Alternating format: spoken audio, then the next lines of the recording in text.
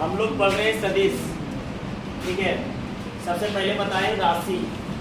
राशि को बोला जाता है क्वांटिटी। राशि क्या होता है? तो राशि के बारे में बताया कि राशि दो प्रकार का होता है। एक होता है अदिश राशि, जिसको बोला जाता है स्केलर क्वांटिटी, और दूसरा होता है सदिश राशि, जिसको बोला जाता है वेक्टर क्वांटिटी। अदिश राशि उस राशि को बोलते हैं जिसमें केवल और केवल परिमाण होता है, उसमें दिशा का कोई मतलब नहीं होता, उसको हम लोग बोलते हैं अदिश राशि। जैसे द्रव्यमान, जैसे तापमान, जैसे समय, ये सब के सब क्या है? अदिश राशि है।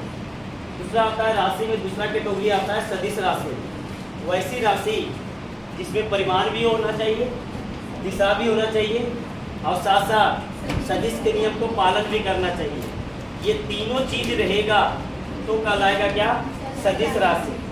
उसके बाद सदिश राशि जब पढ़ लिए तो सदिश राशि का एग्जाम्पल बताएं कि विस्थापन, वेग, उसके बाद त्वरण, बल, संवेग, ये सब के सब क्या है? सदिश राशि।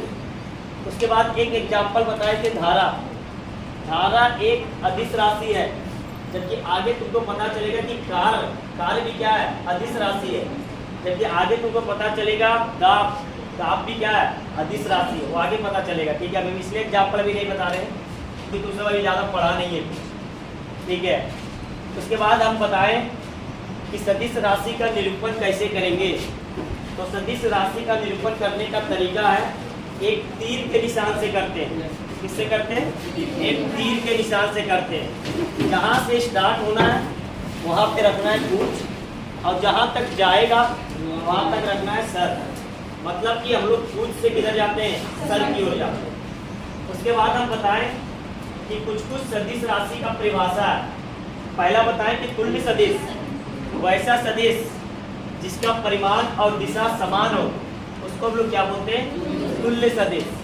उसके बाद हम बताएं असमान सदिश, वैसा सदिश जिसमें एक में अगर मान लो कि दिशा असमान है लेकिन परिमाण समान है, तो भी कहलाएगा क्या? असमान सदिश। उसको उलट दो, अगर दिशा असमान और परिमाण क्या हो जाए? समान हो जाए, तो भी कहलाएगा क्या? असमान सदिश। और दोनों के दोनों अलग अलग हो जाए तो भी क्या कहलाएगा? असमान सदिश। तीसरा बात करने जा रहे हैं हम लोग विपरीत सदिश या ऋणात्मक सदिश। वैसा सदिश जिसका परिमाण तो समान होना चाहिए लेकिन दिशा क्या होना चाहिए? अलग अलग होना चाहिए, विपरीत होना चाहिए। तो उसको हम लोग क्या बोलते हैं? विपरीत अथवा ऋणात्मक सदिश। चौथा सदिश आज पढ़ने जा रहे हैं हम लोग, इसका नाम है एकांक सदिश। सुनो, एकांक सदिश वैसा सदिश जिसका मान एक होता है। जिसका मान क्या होता है? एक होता है। वैसे सदिश को हम लोग बोलते हैं एकांक सदिश या यूनिट वेक्टर के नाम से जाना जाता है। ठीक है, जिसका मान क्या होगा? एक होगा। ठीक है, एकांक सदिश को हम लोग निरूपित करते हैं, याद रखना। जैसे मान लो कि n कोई एकांक सदिश है। n क्या है? एकांक सदिश। एकांक सदिश को निरूपित करने का तरीका n कैप इसको बोलते हैं। इसको क्या पढ़ते हैं हम लोग? n cap. कैप का मतलब होता है टोपी।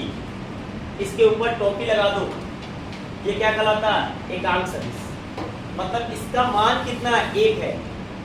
इसका मान कितना है? एक। इसको हम लोग पढ़ते हैं n कैप। याद रखना, एकांक सदिश को किससे पढ़ा जाता है? n cap.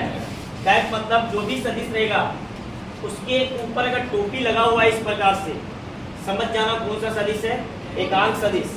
और इस एकांक सदिश का मान क्या होता है? एक होता है। कितना होता है? एक होता है। अब इसको लिखने का तरीका एकांक सदिश, मान लो कि n एकांक सदिश है, इसको हम लोग लिख सकते हैं n vector by mode of n। समझ में आया बात? n वेक्टर, n वेक्टर का मतलब n सदिश और बाई मोड ऑफ n। और इसका मान कितना होता है? एक। कितना होता है इसका मान? एक। फिर से रिपीट कर रहे हैं, बहुत काम का ये है। अभी तक जितने भी बताए सबसे ज्यादा इंपॉर्टेंट ये है चारों में से। समझ में आया बात? इसका यूज हरदम होगा, हरदम पूरा 12th क्लास तक इसका यूज होगा। तो सुन लो आप, एकांक सदिश वैसा सदिश जिसका मान एक रहना चाहिए।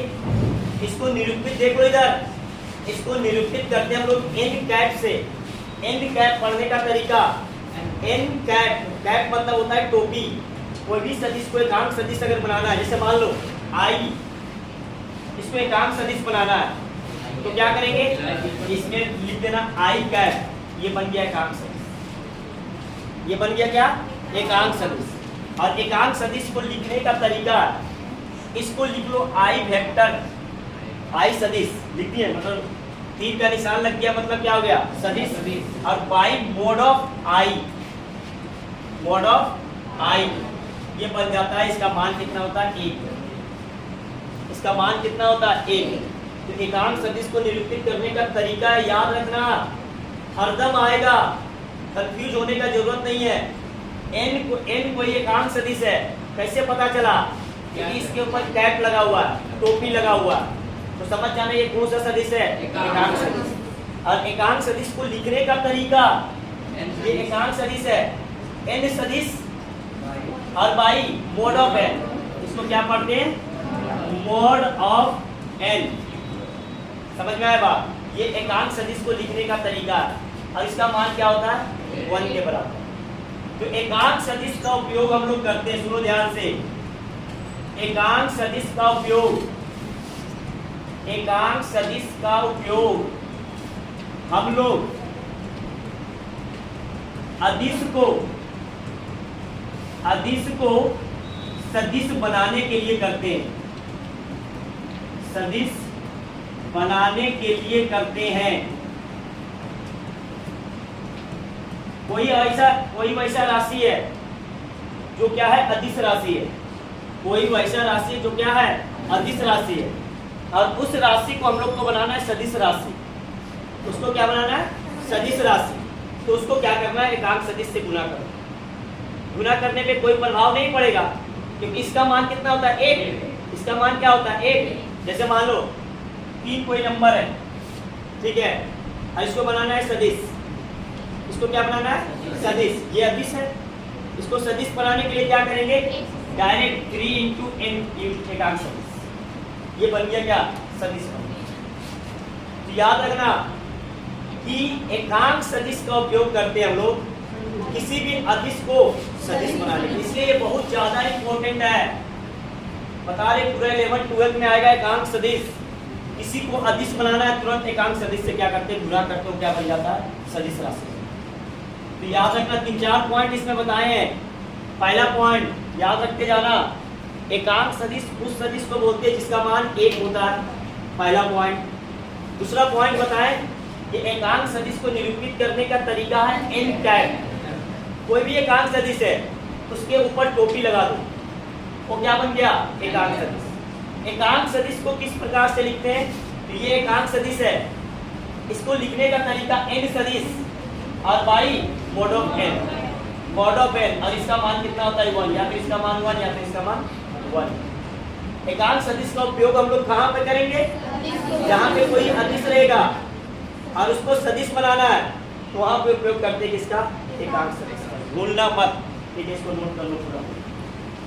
जैसे मान लो तुमको बोल दिया कोई लिखने के लिए, आई एकांक सदिश लिखो, आई एकांक सदिश लिखना है। आई एकांक सदिश कैसे लिखेंगे, आई एकांक सदिश का मतलब हुआ आई कैप लगा दो, ये हो गया क्या, आई एकांक सदिश। इसको आप तोड़ करके कैसे लिखते हैं, तो सिंपल सा आई के साथ सदिश लगाओ, लगा दिए, और कोड लगा दो, और आई वेक्टर, ये हो गया एकांक सदिश। और इसका मान कितना होता है, 1। क्लियर, समझ में आ गया। जैसे अगर बोला गया जे एकांक सदिश लिखो, जे एकांक सदिश लिखा जाएगा, लिखाएगा, कैसे लिखाएगा, जे पे क्या लगा दो, कैप लगा दो, जे एकांक सदिश हो गया। और क्या लिख सकते हैं इसको, जे पर सदिश और बाई मोड ऑफ, इसका मान कितना होता है। जैसे तुमको बोल दिया क्वेश्चन में कि एकांक सदिश लिखो, लिखा जाएगा, इस प्रकार लिखेंगे, के पे क्या लगा दो, कैप लगा दो, के एकांक सदिश हो गया। इसको आप लिखने का तरीका, के सदिश और बाई मोड ऑफ के, और इसका मान क्या होता है, सिंपल सा। किसी भी चीज को एकांक सदिश लिख सकते हैं। समझ में आ गया बात? कैप लगते ही समझ जाना, जहां जहां बुक में ये कैप दिया हुआ है समझ जाना वो एकांक सदिश है। क्या है वो? एकांक सदिश। और उसका मान कितना होता है? 1 होता है। एकदम दिमाग में बैठा लो, ठीक है, नोट कर लो ये सब। आगे बढ़े, आगे बढ़े तो 4 सदिश हो गया कंप्लीट। 5वां संरेखीय सदिश। देखो संरेखीय सदिश, संरेखीय से पढ़ा हुआ कोलिनियर कि एक ही बिंदु से अगर जो जाता है उसको हम लोग बोलते हैं संरेखीय। बोलते हैं ना, अरे मैथ में पढ़ा होगा 10th में। संरेखीय का मतलब कि बहुत सारे बिंदु से एक रेखा अगर जा रहा है तो उसको हम लोग क्या बोलते हैं? संरेखीय। लेकिन यहाँ पे फिजिक्स में थोड़ा सा मतलब अलग है। संरेखीय सदिश उस सदिश को बोलेंगे या तो 2 सदिश आपस में समानांतर होना चाहिए। आपस में क्या होना चाहिए? समानांतर। परिमाण अलग अलग हो जाए कोई दिक्कत नहीं है। हो सकता है ये 5 सेंटीमीटर है और हो सकता है ये भी 5 सेंटीमीटर, तब वो ये कहलाएगा क्या? संरेखीय सदिश। या हो सकता है ये 5 सेंटीमीटर हो जाए और हो सकता है ये 2 सेंटीमीटर ही रहे, तो ये भी कहलाएगा क्या? संरेखीय सदिश। केवल दिशा क्या होना चाहिए? एक दूसरे के समानांतर होना चाहिए। दूसरा, या हो सकता है दोनों एक दूसरे के विपरीत रहे। दोनों एक दूसरे के क्या रहे? विपरीत। ये भी 5 सेंटीमीटर, ये भी 5 सेंटीमीटर, ये भी कहलाएगा संरेखीय सदिश। या हो सकता है कि एक दूसरे का दिशा तो विपरीत हो जाए लेकिन परिमाण क्या हो? अलग अलग हो। ये 5 सेंटीमीटर और ये 2 सेंटीमीटर, तो ये भी क्या कहलाएगा? संरेखीय सदिश। तो संरेखीय सदिश उस सदिश को बोलते हैं जब 2 या 2 से अधिक सदिश या तो आपस में एक ही दिशा में रहे, या तो आपस में एक ही दिशा का मतलब आपस में समानांतर रहे, या एक दूसरे के विपरीत रहे, तो वैसे सदिश को हम लोग क्या बोलते हैं? संरेखीय सदिश। समझ में आया बात? कम से कम कितना सदिश होना चाहिए? 2 से अधिक। समझ में आया बात? 2 या 2 से अधिक सदिश होना चाहिए। तो ये सब के सब क्या कहलाता है? संरेखीय सदिश का। नेक्स्ट, शून्य सदिश। क्या है? शून्य सदिश। वैसा सदिश जिसका परिमाण क्या हो? शून्य हो। वैसा सदिश जिसका परिमाण क्या हो? शून्य हो। वैसे सदिश को हम लोग क्या बोलते हैं? शून्य सदिश। जिसका कोई परिमाण ही नहीं है। जैसे अगर बोल दिए कि एक बिंदु, जैसे एक बिंदु लिए, इसका कोई परिमाण होगा? इसका कोई परिमाण नहीं है, क्योंकि यहाँ ना लंबाई, मतलब 1 सेंटीमीटर लंबाई होना चाहिए लेकिन लंबाई नहीं है, मतलब शून्य सदिश जिसमें परिमाण होना ही नहीं चाहिए। मतलब परिमाण का मान क्या होना चाहिए? शून्य होना चाहिए। वैसे सदिश को हम लोग क्या बोलते हैं? शून्य सदिश। जैसे एक सिंपल सा बात करते हैं, मान लो ये x है और ये y और ये मान लो z, ठीक है। तो जैसे हम लोग लेते हैं कि 1 सेंटीमीटर x में चले तो 1 सेंटीमीटर चलते, y में अगर मान लीजिए कि 1 सेंटीमीटर चले तो y में 1 सेंटीमीटर चलते, z में 1 सेंटीमीटर चलते हैं। लेकिन शून्य सदिश में क्या होता है कि सब के सब बिंदु यहीं पर है।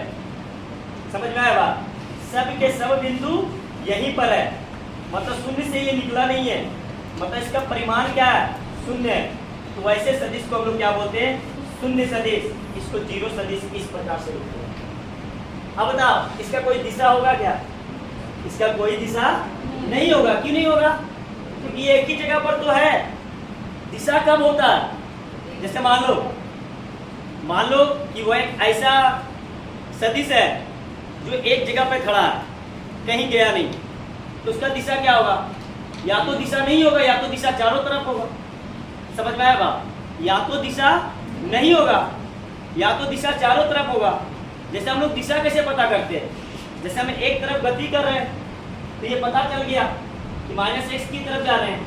अगर इधर चल रहे हैं तो दिशा पता चल गया कि +x की तरफ जा रहे हैं। लेकिन शुद्ध सदिश में कोई चलना ही नहीं है, जहां है वही है। तो वैसा सदिश जिसका परिमाण क्या हो जाए? शून्य हो जाए। जैसे 0 सेंटीमीटर, जैसे आप बोल दिए कि 0 सेंटीमीटर चलो, कहाँ चले 0 सेंटीमीटर, कहाँ चले, जहाँ है वहीं तो रहेंगे। जैसे 10 सेंटीमीटर बोल दे तो 10 सेंटीमीटर जैसे बोल दिए कि प्लस एक्स में चलना तो प्लस एक्स में चलेंगे, माइनस एक्स में चलना तो माइनस एक्स में चलेंगे।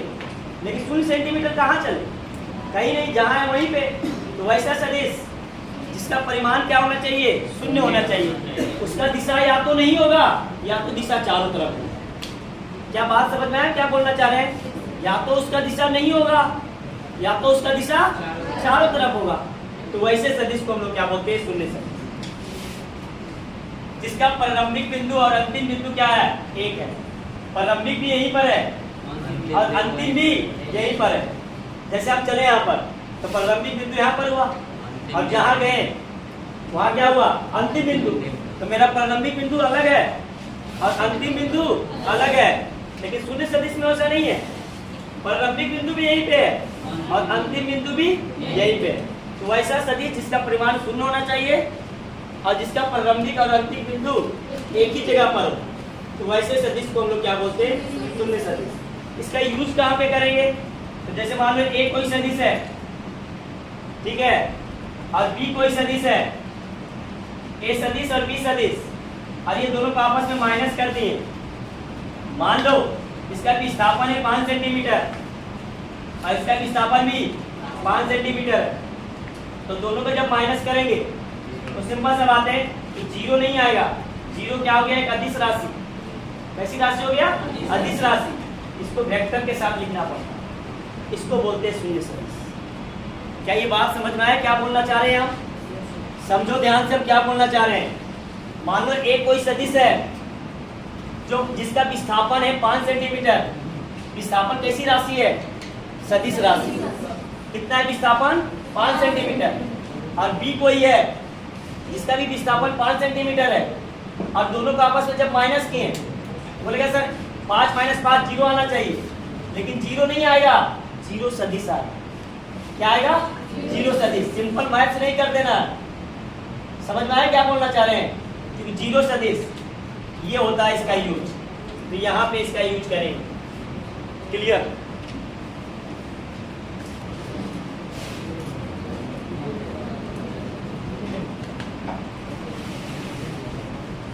ध्रुवीय सदिश वो ऐसा सदिश जिसमें कण की दिशा जो होता है वो गति की दिशा में होता है।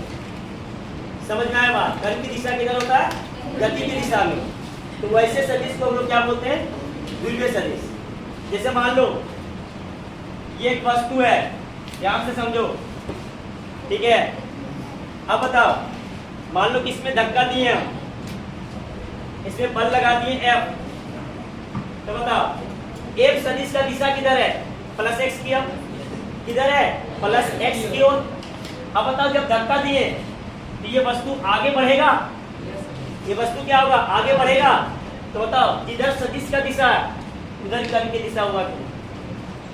बात समझो क्या बोलना चाह रहे हैं कि एक वस्तु है जिसका द्रव्यमान मान लो m है, ठीक है। इस वस्तु को धक्का लगाएं, तो धक्का लगाएं मतलब बल लगाएं, और बल कैसी राशि है, सदिश राशि। तो बल का दिशा आगे, बल का दिशा किधर है, आगे, और कण भी किधर जाएगा, आगे ही जाएगा। तो दोनों का दिशा एक ही दिशा में हुआ कि नहीं हुआ?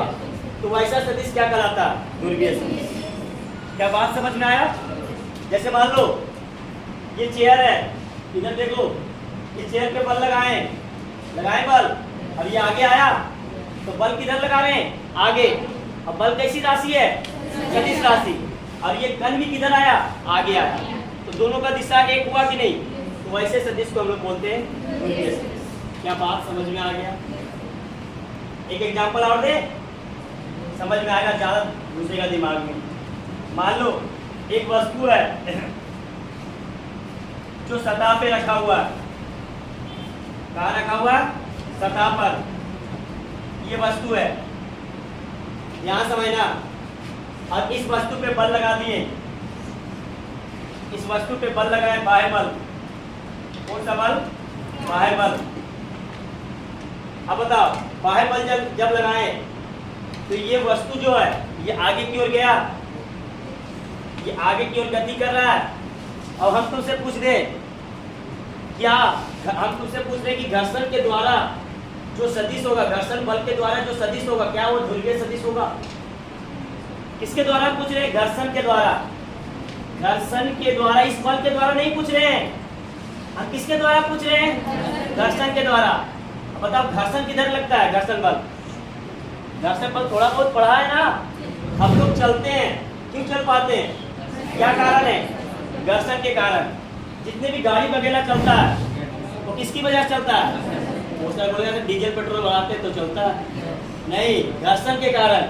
दुनिया में कोई भी चीज आगे जब घर्षण चैप्टर आएगा ना तो उस समय दिमाग खुल जाएगा पूरी तरीके से कि डीजल पेट्रोल का क्या काम होता है, घर्षण का क्या काम होता है। दुनिया में कोई भी चीज अगर वो चल रहा है तो घर्षण की वजह से चल रहा है, डीजल पेट्रोल की वजह से नहीं। डीजल और पेट्रोल का काम है कि जो इंजन है उस इंजन को क्या करना, नमी देना, ताकि वो जैसे माने जब बहुत सारे टूल्स आपस में टकराएगा तो खराब होने का डर रहता है। जैसे मान लो जैसे पेट्रोल डालें या मोबिल वगैरह जो डालते हैं उसका क्या काम होता है? उसका काम होता है कि जैसे कोई भी इंजन चल रहा है तो आपस में टकराता है, तो अगर मोबिल वगैरह नहीं डालेंगे तो चिकना नहीं रहेगा, स्मूथ नहीं रहेगा, और जब स्मूथ नहीं रहेगा तो रगड़ा करके एक दूसरे से क्या हो जाएगा, तुरंत खराब हो जाएगा। लेकिन चलता कैसे है कोई भी चीज? वो चलता है घर्षण की वजह से। वो आगे घर्षण वाले चैप्टर में बहुत डिटेल से बताएंगे, टेंशन मत लो, ठीक है। अभी पहले समझो जो बता रहे हैं कि जैसे बल लगा आगे, बल किधर लगा है? आगे। घर्षण बल जो लगेगा बाबू वो पीछे लगता है। घर्षण बल किधर लगता है? पीछे। कैसे लगेगा वो घर्षण वाले चैप्टर में समझो। तो बताओ कि घर्षण बल के द्वारा जो कण का गति है वो क्या हो, ध्रुवीय सदिश हो सकता है? ध्रुवीय सदिश हो सकता है घर्षण के द्वारा? अरे नहीं, क्यों नहीं होगा? क्योंकि देखो क्या है, वे सदिश जिनकी दिशा क्या होना चाहिए, कण की गति के दिशा में होना चाहिए। तो बताओ कण का गति किधर है? आगे, और घर्षण किधर लग रहा है? पीछे। तो दोनों का दिशा अलग अलग हो गया ना। तो घर्षण बल के द्वारा जो सदिश है वो ध्रुवीय सदिश से नहीं है। ध्रुवीय सदिश किसके द्वारा है? किसके द्वारा है? इधर देखो, बाह्य बल के द्वारा। बाह्य बल लगाएं, अब कण का दिशा भी उधर ही हो गया। तो बाह्य बल के द्वारा ये क्या होगा, इसका गति जो होगा वो ध्रुवीय सदिश कहलाएगा, लेकिन घर्षण के द्वारा ध्रुवीय सदिश से नहीं कहलाएगा, क्योंकि घर्षण पीछे और ये कण गति किधर कर रहा है? आगे। दोनों एक दूसरे के विपरीत है। जबकि परिभाषा क्या लिखा गया? वे सदिश जिनकी दिशा कण की गति के दिशा में हो। तो कण का गति का दिशा इधर है, अब घर्षण बल लग रहा है इधर, एक दूसरे के विपरीत, तो ये ध्रुवीय सदिश नहीं हो सकता। किसके द्वारा? घर्षण बल। समझ में आया बात? जैसे मान लो हम चल रहे हैं, समझो जो बोल रहे हैं, हम चले, ठीक है, तो हम जो चल रहे हैं वो बल लगा रहे तब आगे बढ़ रहे हैं, लेकिन घर्षण बल किधर खींच रहा है? पीछे की ओर। तो बताओ मेरा गति किधर है? आगे। हम गति किधर कर रहे हैं? आगे, लेकिन घर्षण बल किधर लगाया? पीछे। तो दोनों का दिशा एक दूसरे के विपरीत हुआ कि नहीं हुआ? तो ये ध्रुवीय सदिश नहीं कहलाएगा। क्या बात समझ में आया? जब दोनों का दिशा एक ही दिशा में होना चाहिए तब वो कहलाएगा क्या? ध्रुवीय सदिश। अगर दोनों का दिशा एक ही दिशा में नहीं होगा तो ध्रुवीय सदिश नहीं कहलाएगा। क्या बात समझ में आया? क्लियर हो गया? चलो नोट कर।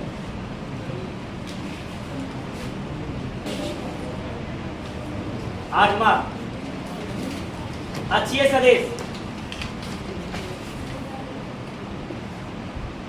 अक्षीय सदिश ये आगे आएगा, दक्षिणावर्त पेज का नियम वो आगे आने वाला, लेकिन थोड़ा वो भी बता देते हैं।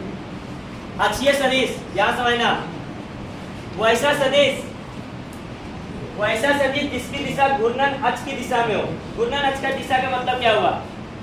जैसे गेट देखा है, गेट समझो ध्यान से, गेट देखा है तो उसमें लगा हुआ रहता है जो कवच वगैरह लगा हुआ रहता है, जो जुड़ा हुआ रहता है जिससे, ठीक है, ये लगा हुआ है, मान लो इस पे गेट जुटा हुआ है, तो ये क्या करता है? घूर्णन गति करता है।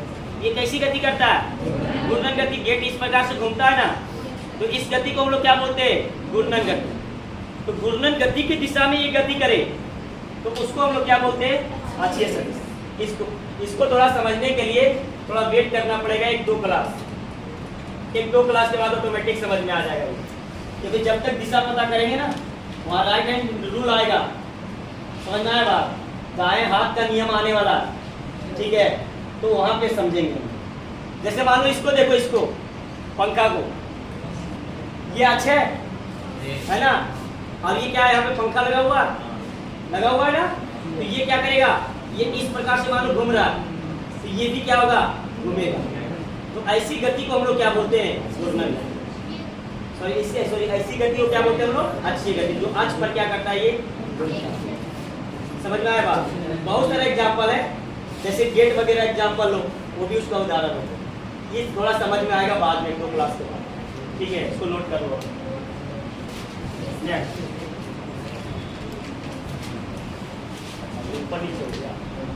नेक्स्ट है सदिश का मापांक, मॉडुलस ऑफ द वेक्टर। ये ऊपर नीचे लिखा हुआ, इसको यहाँ पे लिखा हुआ, लिखो इसको, सदिश का मापांक। सदिश का मापांक, इसको मॉडुलस बोला जाता है। सुनो, सदिश का मापांक कैसे करते हैं। मान लो कोई सदिश है, जैसे मान लो दे दिया ए वेक्टर, ये लिख दिया, इसका मतलब क्या हुआ, इसका मतलब ए वेक्टर का मतलब ए सदिश बोलते हैं। ए सदिश का मतलब होता है बाबू, ये दोनों चीज बताता है, परिमाण भी बताता है और साथ साथ दिशा भी बताता है। परिमाण भी बताता है, साथ साथ दिशा, कोई भी चीज का। जैसे ही ये वेक्टर आ गया, समझ जाना परिमाण भी है और दिशा भी। लेकिन मापांक सदिश क्या होता है, मापांक सदिश केवल और केवल परिमाण बताता है। क्या बताता है, केवल परिमाण। जैसे मान लो कि इसका परिमाण निकालना है, तो मोड ऑफ ए कर दो, मोड ऑफ ए, और ये कहलाता है क्या, मापांक सदिश कहलाता है। क्या कहलाता है, मापांक सदिश। तो किसी भी सदिश का अगर परिमाण ज्ञात करना है, तो हम लोग यूज करते हैं इसका मापांक सदिश। जैसे मान लो कोई क्वेश्चन दे देते हैं, क्वेश्चन अभी बनेगा नहीं इसलिए नहीं देना चाहते हैं, लेकिन तो भी समझ लो। मान लो कि F कोई बल है, 2I प्लस 2I, 3I ले लो, 3I और प्लस 4J, ये बल दिया हुआ, ये बल है। सुनो ध्यान से, आगे आएगा ऐसे। इसका मतलब क्या हुआ, 3I का मतलब, I का मतलब होता है X, और J का मतलब होता है Y, और K का मतलब होता है Z, आगे आएगा सब। तो ये जो बल है वो परिमाण भी बता रहा है, और इधर देखो 3 क्या है, परिमाण, और I मतलब X दिशा में, I का मतलब क्या हुआ, X दिशा में। 4 क्या है, परिमाण, और J का मतलब क्या हुआ, Y दिशा में। ये I बता रहा है X दिशा में, और J बता रहा है Y दिशा में। तो देखो परिमाण के साथ दिशा दोनों बता रहा है। तो ये किसका खासियत है, सदिश का खासियत। ये किसका खासियत है, सदिश का। और इसका मापांक निकालना है, तो तुरंत क्या करो, मोड लगा दो, लगा दिए मोड। क्या करो, रूट अंडर, परिमाण निकालना है तो 3 का स्क्वायर और प्लस 4 का स्क्वायर। समझ में आया बात। तो कितना बन गया, 3 दिया 9 और प्लस 16 5, मतलब इसका परिमाण कितना है, 5। तो देखो केवल और केवल परिमाण निकालने के लिए यूज किया जाता है किसका, मापांक सदिश। समझ में आया बात। सदिश अगर ए वेक्टर लिखा हुआ कहीं पे, समझ जाना बाबू कि परिमाण भी है और दिशा भी है। और कहीं पे मोड ऑफ ए लिखा हुआ, समझ जाना मापांक सदिश है। और मापांक सदिश में केवल और केवल क्या बताता है, परिमाण को बताता है। ये एग्जाम्पल आगे करेंगे, अभी एग्जाम्पल नोट करने का जरूरत नहीं है, क्योंकि आगे सब एग्जाम्पल आएगा, इसे भी नोट करने का जरूरत नहीं है। तो मापांक सदिश किसको बोलते हैं, वैसा सदिश जो किसी भी सदिश का क्या बता दे, परिमाण को बता दे। तो वैसे सदिश को हम लोग क्या बोलते हैं, मापांक सदिश। इसको निरूपित करते हैं क्या, मोड ऑफ, मॉडुलस पढ़ते हैं इसको, मोड ऑफ ए। पढ़ने का तरीका रट लो, मोड ऑफ ए, या इसको बोला जाता है मॉडुलस ऑफ ए। जो भी याद रखना है रखो, हम तो ज्यादातर रखते हैं मोड ऑफ ए, ठीक है। ये दो लाइन जहाँ पे खींचा हुआ है, दो लाइन का मतलब क्या हुआ? मॉडुलस। दो लाइन का मतलब क्या हुआ? मॉडुलस। इसमें ये दे दो, इसका नाम हो गया मॉडुलस ऑफ ए। जैसे ये दो लाइन का मतलब मोड, यहाँ पे दे दिए बी, क्या पढ़ेंगे इसको? मॉडुलस और बी। और ये क्या बताएगा? ये क्या बताएगा? दिशा का कोई मतलब नहीं है।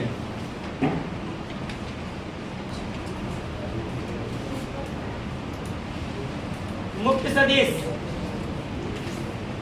नोट करो। मुक्त सदिश वो ऐसा सदिश जिसको समानांतर एक जगह से दूसरा जगह क्या कर सकते हैं? ले जा सकते हैं। समानांतर ले जा सकते हैं। जैसे मान लो ये एक कोई सदिश है,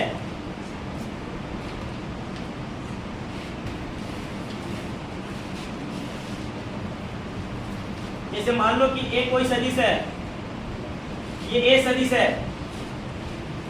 अब इसको हम लोग मुक्त सदिश कह सकते हैं, क्योंकि इस सदिश, अगर ये मुक्त सदिश है तो इस मुक्त सदिश को समानांतर ले जा सकते हैं। समानांतर का मतलब समझ में आया? या तो इसके ऊपर या तो इसके नीचे। तो इस सदिश को लाइन इस प्रकार से खींच दो, इस प्रकार से लाइन खींच दो, इसको नीचे भी ले जा सकते हैं और इसी सदिश को हम लोग इसके समानांतर ऊपर भी ले जा सकते हैं। तो ऐसा सदिश जिसको समानांतर ऊपर या नीचे ले जा सकते हैं, तो ऐसे सदिश को हम लोग क्या बोलते हैं? मुक्त सदिश। समझ में आया बात? क्लियर है? नाम से मत पता लग रहा है, मुक्त फ्री है, इसको इधर उधर ले जा सकते हैं। इसको और ज्यादा मन किया तो आगे भी ले जाओ। समझ में आया बात? इस सदिश को अगर मन किया तो यहाँ पे लेकर के आगे भी सीधा, ये नहीं कैसे घुमा करके ले गए, नहीं। नियम जो है उस नियम को पालन करना है। सुनो ध्यान से, सुनो हम जो बोल रहे हैं। मान लो एक कोई सदिश है, अगर ये सदिश मुक्त सदिश है, अगर कहीं से ज्वाइंट नहीं है, तो इस सदिश को समानांतर या तो ऊपर लेकर के जाओ या तो नीचे लेकर के जाओ, कोई दिक्कत वाली बात नहीं है। या तो इसको आगे या तो इसको पीछे। इसको आगे लेकर जाएंगे तो यहाँ पे आ गया, या तो इसको पीछे लेकर के आएंगे तो यहाँ पर आ गया। और जब ये आगे आ गया इसको समानांतर ऊपर लेकर के जाओ, तो ऐसा सदिश जो मुक्त है, जो फ्री है और जिसको समानांतर एक जगह से दूसरे जगह क्या कर सकते हैं? स्थानांतरण कर सकते हैं। तो वैसे सदिश को हम लोग क्या बोलते हैं? मुक्त सदिश। एग्जाम्पल नोट कर लो इस प्रकार से। चलो एक एग्जाम्पल देते हैं, तो सबसे पूछते हैं कि क्या ये मुक्त सदिश हो सकता है? एग्जाम्पल समझना। मान लो कि एक सदिश है, बताओ ये मुक्त सदिश हो सकता है? ये मुक्त सदिश नहीं हो सकता। क्या बोले मुक्त सदिश के बारे में? या तो इसको ऊपर लेकर के जाओ सेम पोजीशन पर, ये यहाँ लेके गए मुलाकात ऐसे कर दी, नहीं। समझ में आया बात? एकदम समानांतर, या तो ऊपर लेकर के जाओ या तो नीचे, या तो इसको आगे बढ़ाओ या तो इसको पीछे बढ़ाओ। और जब आगे बढ़ाएंगे तो उसके समानांतर ऊपर लेकर के जाओ या तो नीचे ले जाओ। ये नहीं कि मन किया इसको थोड़ा घुमा दे तो गलत हो जाएगा। समझ में आया बात? ये इसको या तो ऊपर या तो नीचे इस प्रकार से घुमा करके ये मुक्त सदिश नहीं हो सकता। क्या बात समझ में आया? क्या बोले आप? बात समझ में आया? ये मुक्त सदिश तभी कहलाएगा बाबू जब अपना पोजीशन से या तो ऊपर लेकर के जाओ या तो नीचे लेकर के जाओ या तो आगे लेकर के जाओ या तो पीछे लेकर के जाओ। और जब आगे लेकर के गए तो इसको समानांतर कर सकते हैं। समझ में आया बात? ये नहीं कि इसको घुमा दे इधर उधर, ये मुक्त सदिश नहीं होगा। क्लियर? समझ में आ गया?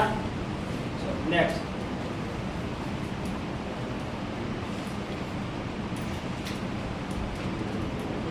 समतलीय सदिश।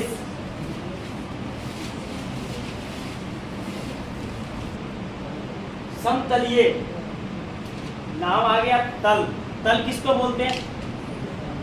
तल किसको बोलते हैं? जो द्विविमीय रहता है उसको क्या बोला जाता है? तल बोला जाता है। समझ में आया बात? जो द्विविमीय होता है, जैसे ये बोर्ड है तो त्रिविमीय है, लेकिन इसका जो मोटाई है वो मोटाई को क्या किया जाता है? नेग्लेक्ट किया जाता है, माना जाता है क्या? द्विविमीय। ये क्या है? द्विविमीय। कैसे पता चला कि बोर्ड द्विविमीय है? इसमें लंबाई है और इसमें चौड़ाई है, तो जिसमें लंबाई और चौड़ाई है वो कहलाता है तल। क्या कहलाता है? तल कहलाता है। तो ऐसा सदिश जो एक तल में हो, जो एक ही तल में हो, उसको हम लोग क्या बोलते हैं? समतलीय सदिश। जैसे मान लो एक सदिश है, वो इसी तल में है, वो इसी तल में है ना, इस बोर्ड पे ही तो है, इसको हम लोग क्या बोलते हैं? समतलीय सदिश। ये भी क्या है? समतलीय सदिश, क्योंकि बोर्ड में है ये भी क्या है? समतलीय सदिश, क्योंकि इसी बोर्ड में। तो ऐसा सदिश जो एक ही तल में हो, उसको हम लोग क्या बोलते हैं? समतलीय सदिश। कागज का टुकड़ा लो, जो पेज है, उसमें जितना लाइन खींचना है खींच लो वेक्टर का। समझ में आया बात? जितना भी खींचना है, एक कागज का टुकड़ा लो, उसमें जितना भी लाइन खींचना है सब के सब खींच लो, और सब के सब एक कागज के टुकड़ा के अंदर ही तो रहेगा। तो उसको हम लोग क्या बोलेंगे? समतलीय सदिश जो एक ही तल में हो। एक कागज का जो पेज है वो क्या है? एक तल है। वो क्या है? तल है, और उसमें जितना भी सदिश रहेगा सब के सब क्या कहलाएगा? समतलीय। समझ में आ गया बात? एग्जाम्पल लिख लो, कागज में इधर उधर खींच दो, जैसे एग्जाम्पल लिख लो।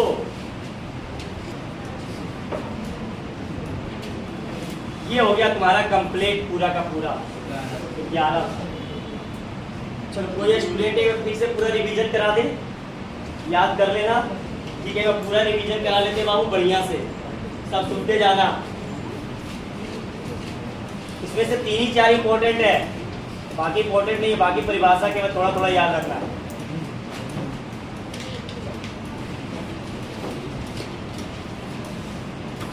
यहाँ से सुनते जाना, हल्ला कोई नहीं करेगा, 10 मिनट में पूरा क्लियर हो जाएगा, यहीं पे याद हो जाएगा, ठीक है?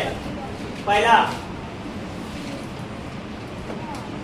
जो है तुल्य सदिश या समतुल्य सदिश। देखो नाम में ही सब चीज है। तुल्य मतलब क्या? समान। इसका परिमाण और दिशा क्या होना चाहिए? समान होना चाहिए। वैसे सदिश को हम लोग क्या बोलते हैं? तुल्य। पहला याद हो गया, कोई दिक्कत नहीं ना? मान लो 2 सदिश है, दोनों के दोनों इसी दिशा में जा रहा है और दोनों का परिमाण भी समान है। मान लो 10 सेंटीमीटर 10 सेंटीमीटर, दोनों का दिशा भी एक ही है, तो ऐसे सदिश को क्या बोलेंगे? तुल्य सदिश। याद हो गया? दूसरा असमान या अतुल्य सदिश। नाम से पता नहीं लग रहा, असमान, जो समान नहीं हो। क्या क्या समान नहीं हो सकता? परिमाण समान नहीं हो, वो भी तुम्हारा क्या कहलाएगा? असमान सदिश। दूसरा ये हो सकता है कि दिशा समान नहीं हो, वो भी क्या कहला सकता है? असमान सदिश। तीसरा ये भी हो सकता है कि दोनों के दोनों समान नहीं हो, वो भी क्या कहलाएगा? असमान। क्लियर? तीसरा विपरीत। नाम से पता नहीं लग रहा, विपरीत या ऋणात्मक। वैसा सदिश जिसका दिशा एक दूसरे के विपरीत हो, जिसका दिशा एक दूसरे के विपरीत हो, वैसे सदिश को हम लोग क्या बोलते हैं?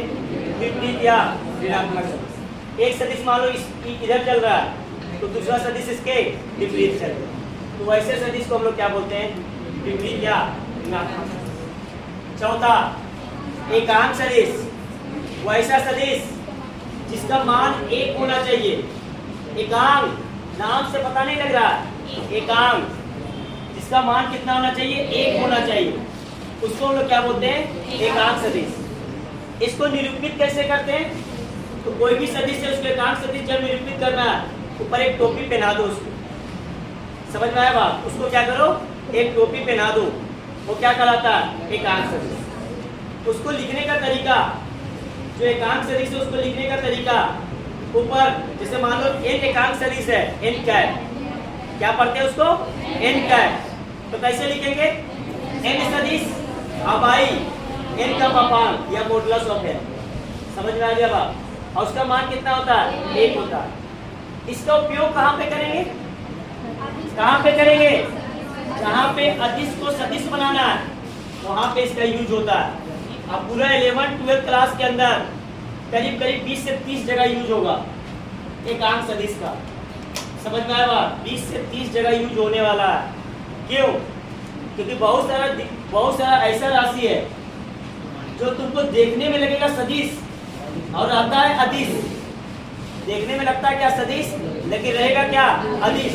तो तो वैसी स्थिति में उस अदिश को सदिश बनाने के लिए हम लोग क्या करते हैं, एकांक सदिश। जैसे धारा, धारा को कोई देखेगा अचानक से तो क्या बोलेगा उसको कि सदिश राशि है, लेकिन हकीकत में है धारा क्या, अदिश राशि है। अब उसी धारा को सदिश जब बनाना है तो उसको एकांक सदिश से क्या करेंगे, गुना करेंगे। क्या बात समझ में आया? तो ये फिजिक्स में बहुत ही यूज होता है इसका। उसके बाद पांचवा संरेखीय सदिश, वैसा सदिश जो या तो एक ही समानांतर हो, एक ही दिशा में हो, या तो एक दूसरे के विपरीत हो। अब दोनों का परिमाण सेम भी हो सकता है और अलग अलग भी हो सकता है। तो वैसे सदिश को हम लोग क्या बोलते हैं, संरेखीय सदिश। समझ में आया बात?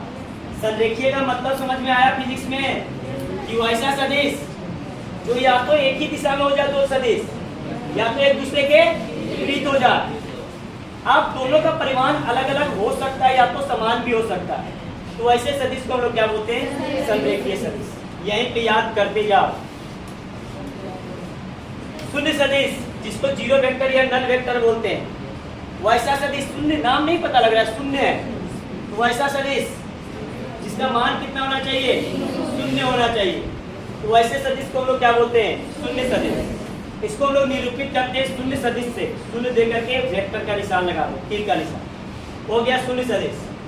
अब देखो शून्य सदिश सिंपल सा है, शून्य नाम ही है, तो सिंपल सा बात है कि प्रारंभिक बिंदु भी तुम्हारा वहीं पर है और अंतिम बिंदु भी तुम्हारा वहीं पे है। जैसे मान लो घर से चला और तुमको बोले शून्य सदिश तुम पे चलना है तुम, तो शून्य सदिश का मतलब क्या हुआ कि परिमाण उसका क्या है, शून्य है। परिमाण उसका क्या है, शून्य है। तो जहां है वही रहेगा। समझ में आया बात? जहां है वही रहेगा। तो शून्य का मतलब क्या, शून्य सेंटीमीटर कितना चलेगा, कितना चलेगा, कुछ नहीं चलेगा। शून्य का मतलब क्या, शून्य है, जीरो। जहां है वही है। या तो इसका दिशा चारों तरफ होगा या तो इसका कोई दिशा नहीं। ये होता है शून्य सदिश। शून्य सदिश को कैसे हम लोग बताएं कि कहाँ पे यूज करना है। जैसे मान लो एक कोई सदिश है जिसका विस्थापन मान लो या वेग मान लो कि 5 मीटर पर सेकेंड है वेग। एक कोई सदिश है जिसका वेग कितना है, 5 मीटर पर सेकेंड। और बी कोई सदिश है उसका भी 5 मीटर पर सेकेंड ही है।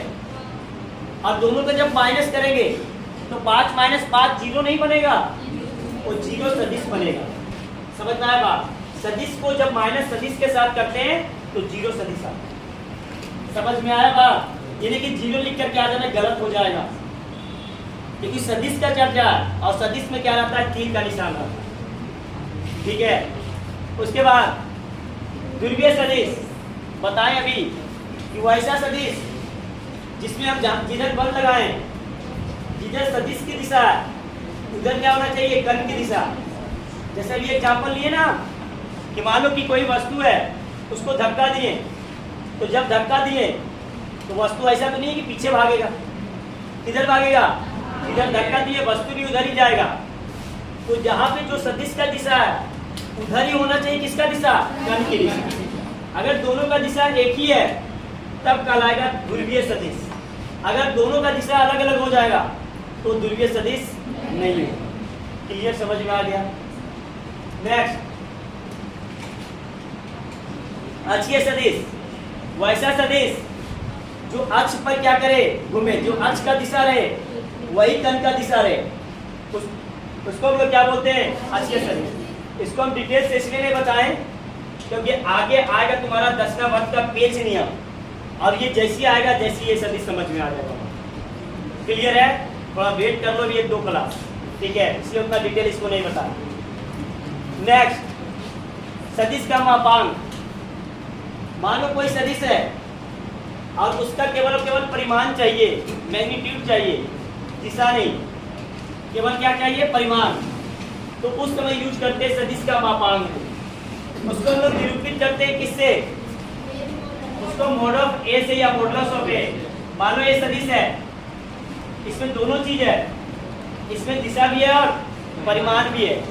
जैसे ही वेक्टर लग गया बाबू समझ जाना, दिशा भी है और परिमाण भी है। लेकिन हमको चाहिए सदिश का मापांक, इसको मोड लगा, ये आ गया सदिश का मापांक। या तो वेक्टर के साथ भी रहता है या तो सिंपल भी रहता है, कोई दिक्कत नहीं है। इसको बोलते हैं सदिश का मापांक। और ये क्या बताता है? ये केवल और केवल क्या बताएगा? परिमाण को बताएगा, मैग्नीट्यूड को बताएगा। इसको दिशा से कोई मतलब नहीं है। क्लियर? समझ में आ गया? नेक्स्ट, मुक्त सदिश, वैसा सदिश जिसको हम लोग समानांतर शिफ्ट कर सकते हैं ऊपर नीचे। समझ में आएगा? या तो आगे पीछे, लेकिन समानांतर रहना चाहिए। ये नहीं कि सदिश इधर है और इसको समानांतर ले गए घुमा दिए इधर, तो गलत हो गया। इसको समानांतर, ये सदिश है, इसको समानांतर ऊपर ले गए या तो नीचे ले गए, इसको आगे ऊपर ले गए या तो पीछे ले गए। और आगे ले जाकर के इसको ऊपर नीचे कर सकते हैं, या तो पीछे ले जाकर के इसको ऊपर नीचे समानांतर शिफ्ट कर सकते हैं। तो वैसा सदिश जिसको हम लोग समानांतर विस्थापित कर सके, वैसे सदिश को क्या बोलते हैं? मुक्त सदिश। समानांतर जाना चाहिए, दिमाग में एकदम फिट कर लो। जब भी जाएगा तो समानांतर जाएगा। समझ में आया बात? ये नहीं कि इधर उधर घुमा करके बना दिए मुक्त सदिश, गलत हो जाएगा। ठीक है। नेक्स्ट, समतलीय सदिश, वैसा सदिश जो एक ही तल में हो। तल किसको बोलते हैं? द्विविमीयों को क्या बोला जाता है? तल बोला जाता है। जैसे ये बोर्ड क्या है? समतलीय। ये एक तल है, क्योंकि इसमें लंबाई भी है और इसमें चौड़ाई भी है, तो ये एक तल बन गया। और इसमें जितने भी सदिश रहेगा सब के सब क्या कहलाएगा? समतलीय सदिश। तो ये पॉइंट समझ में आ गया? कोई एक स्टूडेंट बता दो, उसके बाद आगे बढ़ जाए। चलो नेक्स्ट, कार्तिकीय निर्देशांक का मतलब क्या होता है? कार्तिकीय निर्देशांक का मतलब होता है कि कोई वस्तु अगर x में चला, मान लो y में चला या z में चला, तो x में जो दिशा बताता है वो I बताएगा। I क्या बताता है? I कहीं पे लिखा हुआ है, तो समझ I क्या है? I नहीं, I क्या है? कैट मतलब क्या? I एकांक सदिश। तो I एकांक सदिश कहीं पे लिखा हुआ है, इसका मतलब समझ जाना कि वो वस्तु गति किधर किया? x में गति किया। किधर गति किया? x में। कहीं पे बुक के अंदर अगर j लिखा हुआ, j का है, इसका मतलब समझ जाना तो वस्तु गति किधर कर रहा है? y में गति कर रहा है। कहीं पे बुक में अगर लिखा हुआ है k कैप, k एकांक सदिश, तो समझ जाना कहाँ गति कर रहा है? वो z में गति कर रहा है। समझ में आएगा? क्या गति कर रहा है? z में। x y z। ठीक है। x y z क्या होता है समझो? ये x और ये y और ये z, z ये होता है। समझ में आया बात? x y z समझ में आया? तीनों के तीनों आपस में 90 डिग्री पर होता है। कलम देखो, ये है z, दिख गया? तो इसको हम लिख नहीं सकते हैं, इसको बोर्ड पे नहीं ना लिख सकते। कैसे लिखेंगे? दिखाया नहीं ना, तो इसको हम लोग बोर्ड पे लिखने के लिए क्या करते हैं? ये दे देते हैं। क्या बात समझ में आया? ये z ये होता है, ये 90 डिग्री पर, ये x, ये y और ये z। जरूरी नहीं है कि ये x होगा, y भी लिख सकते हैं इसके जगह पर, इसके जगह पर x भी लिख सकते हैं और इसके जगह पर कुछ भी लिख सकते हैं, चेंज कर सकते हैं। समझ में आया क्या बोले हम? तो ये x हो गया, ये y हो गया और ये क्या हो गया? z। तो बोर्ड में इस प्रकार से नहीं लिख सकते, इसमें z को इधर लिख देते हैं। क्या बात समझ में आया? तो z इधर इस प्रकार से लिखा हुआ तो समझ जाना z ये है। क्लियर है? समझ में आया बात? z आने के बाद त्रिविमीय हो जाता है। z आने के बाद त्रिविमीय, समझ में आया बात? और बोर्ड है द्विविमीय। बोर्ड कैसा है? द्विविमीय।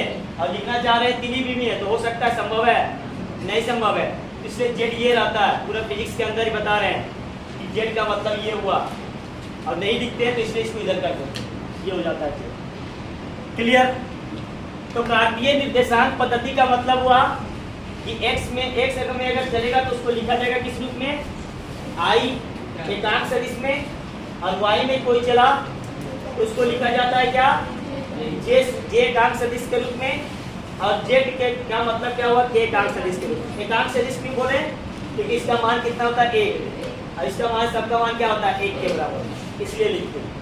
तो चलो इसको 3 भाग में बांटा गया। कितने भाग में? 3 भाग में। एक विमीय, द्विविमीय और त्रिविमीय। बता दें। पहला एक विमीय सदिश किसको बोलते हैं? तो नाम से पता चल रहा है, एक विमीय नाम से पता लग रहा है। तो ऐसा सदिश जो एक विमा में चले, एक विमा में चलने का मतलब या तो x में चले, या तो y में चले, या तो z में चले। चींटी का गति देखता होगा, तो चींटी का समूह अगर चल रहा है तो कितना बढ़िया से एकदम नियंत्रण में चलता है। चींटी को देखा चलते हुए? अरे देखा है ना, तो एक रेखा में चलता है, एक ही रेखा में चलता है चींटी। तो कैसा है, कैसा विमीय सदिश है? एक विमीय सदिश। तो एग्जाम्पल, जैसे मान लो कि कोई वस्तु है, अरे इधर देख लो, बाद में लिख लेना, अरे समझ लो इसको। एक वस्तु है जो केवल और केवल x में चल रहा है। किसमें चल रहा है? x में। तो इसको हमको लिखना है किसके रूप में? हमको लिखना है कार्तिकीय रूप में। तो कैसे लिखेंगे? तो x में चला तो r बराबर, r वेक्टर बराबर x into i। x क्या बताएगा? परिमाण। x क्या बता रहा है? परिमाण। और i क्या बता रहा है? दिशा। ये क्या बता रहा है? परिमाण। और ये क्या बता रहा है? दिशा। कहीं पे भी i लिखा हुआ है पूरा फिजिक्स में, i कैप, कहीं पे भी फिजिक्स में पूरा i कैप लिखा हुआ है, समझ जाना ये x दिशा में। किधर है? x दिशा में। और x दिशा में कितना चला? मान लो कि 2 सेंटीमीटर चला, x का मान कितना हो जाएगा? 2। जैसे मान लो ये लिखा हुआ है r बराबर 2i। इसका मतलब क्या हुआ? इसका मतलब क्या हुआ? r बराबर 2i का मतलब कि कोई वस्तु जो मतलब मान लो 2 सेंटीमीटर चला, कितना? 2 सेंटीमीटर चला, लेकिन किधर चला? x दिशा में। i का मतलब क्या हो गया? दिशा। i का मतलब क्या? दिशा। कौन सा दिशा? x दिशा। और ये क्या बता रहा है? परिमाण बता रहा है। कितना चला? 200। क्या बात समझ में आया? मान लो कहीं पे लिखा हुआ है r बराबर 7i। इसका मतलब क्या हुआ? कि इसका परिमाण कितना है? 7 सेंटीमीटर। जरूरी नहीं सेंटीमीटर मीटर में दिया रहेगा तो मीटर लिख लो। और i मतलब क्या हुआ? x दिशा में चला। क्या बात समझ में आया? इसी तरीके से कोई लिख करके दे दिया r बराबर 3j। इसका मतलब क्या हुआ?